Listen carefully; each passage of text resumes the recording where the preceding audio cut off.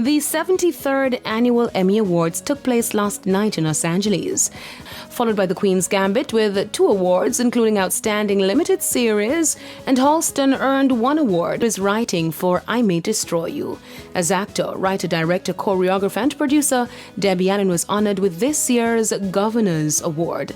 Viacom CBS tallied 2 from RuPaul's Drag Race and a Stephen Colbert election special. Now, the 73rd Primetime Emmys honored the best in U.S. primetime television programming from June 1 last year to May 31 this year, as chosen by the Academy of Television Arts and Sciences. Now, rapper Lil Nas X over the weekend released his much-anticipated debut album, Montero.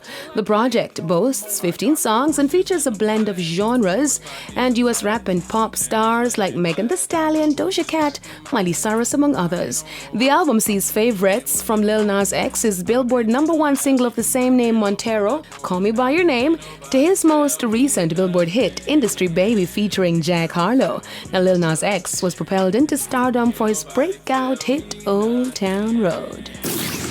And over in the UK, legendary reggae artists Bob Marley and the Wailers' 1977 hit Jamming is certified platinum. The record was certified by the British phonographic industry for sales exceeding 600,000 units. The single went to number 9 on the UK Top Official 100 Singles Chart and number 99 in Australia, and is featured on the group's 1977 album Exodus.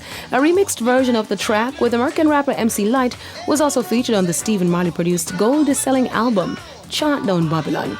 Bob Marley's singles Three Little Birds, Is This Love, and Could You Be Loved also received a platinum certification in the United Kingdom. I'm Daedra reporting for ePrime.